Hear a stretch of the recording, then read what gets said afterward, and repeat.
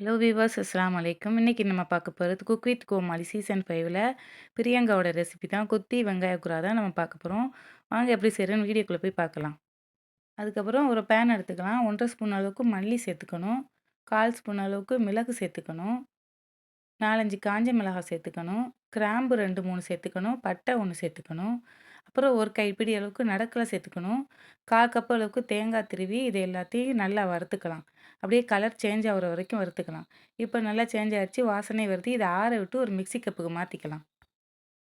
அது கூட சின்ன இஞ்சும் 4 பல்லு பூண்டும் சேர்த்துக்கணும். இதை நல்லா ஒரு பவுடர் மாதிரி அரைச்சி எடுத்துக்கலாம். இப்போ மசாலா ரெடி ஆயிடுச்சு. இதை ஒரு ஓரமா வச்சுக்கலாம். ஒரு பிளேட் எடுத்துக்கோங்க. அந்த மசாலா கொட்டி வச்சுட்டு, இதில கத்திரிக்காய் தான் நம்ம யூஸ் பண்ண போறோம். கத்தரிக்காவ 2ஆ கட் பண்ணி வச்சுக்கணும். 2ஆ கட் பண்ணி வச்சுருக்க கத்திரிக்காவுல இந்த மசாலாவ ஸ்டஃபிங் பண்ணிக்கணும். அதுக்கப்புறம் ஒரு மண்சட்டி எடுத்துக்கணும். அதில ஆயில் சேர்த்துக்கணும். ஆயில் சூடானதுக்கப்புறம், இதில வெந்தயத்த தாளிச்சுக்கணும். வெந்தயம் பொரிஞ்சு வந்ததுக்கப்புறம் கருவேப்பிலைய சேர்த்துக்கணும். அதுக்கப்புறம் ஸ்டஃப் பண்ண கத்திரிக்காயும் இது கூட சேர்த்து ஒரு எண்ணெயில ஒரு வதக்கிக்கணும். அது லைட்டா வதங்குனதுக்கப்புறம் 1 கப் அளவுக்கு சின்ன வெங்காயத்த 2ஆ கட் பண்ணி அதில சேர்த்துக்கணும். 1/4 கப்பு பழுத்த தக்காளியும் சேர்த்து இதையும் நல்லா மிக்ஸ் பண்ணிக்கணும். அதில உப்பும் சேர்த்துக்கணும். இப்ப எல்லாத்தையும் நல்லா எண்ணெயில ஒரு வதக்கிக்கலாம். கொஞ்சமா பச்சை வாசனை போனதுக்கப்புறம் அதில மஞ்சள் தூள் 1/4 ஸ்பூன் அளவுக்கு சேர்த்துக்கணும்.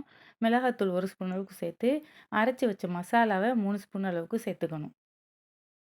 இப்ப இது எல்லாத்தையும் நல்லா எண்ணெயிலேயே மிக்ஸ் பண்ணிக்கணும். எல்லாம் எண்ணெயில வதங்குனதுக்கப்புறம், ஒரு சின்ன எலுமிச்சம்பழம் அளவுக்கு புளி சேர்த்து, இது எல்லாத்தையும் நல்லா கலந்து விட்டுக்கணும். கலந்து விட்டுக்கிட்டு, அதுக்கப்புறம் இத 5 நிமிஷம் கொதிக்க வச்சு பார்த்தோம்னா, இந்த ரெசிபி நமக்கு ரெடி ஆயிடுச்சு. இது கத்தரிக்காய் சாப்பிடாதவங்க கூட இத ஈஸியா சாப்பிடுவாங்க. அவ்வளோ டேஸ்ட்டா இருக்கும். இந்த வீடியோ பிடிச்சிருந்துச்சுன்னா, லைக், ஷேர், கமெண்ட் பண்ணுங்க. மறக்காம மதர் சிட்டி சேனலையும் சப்ஸ்கிரைப் பண்ணிருங்க.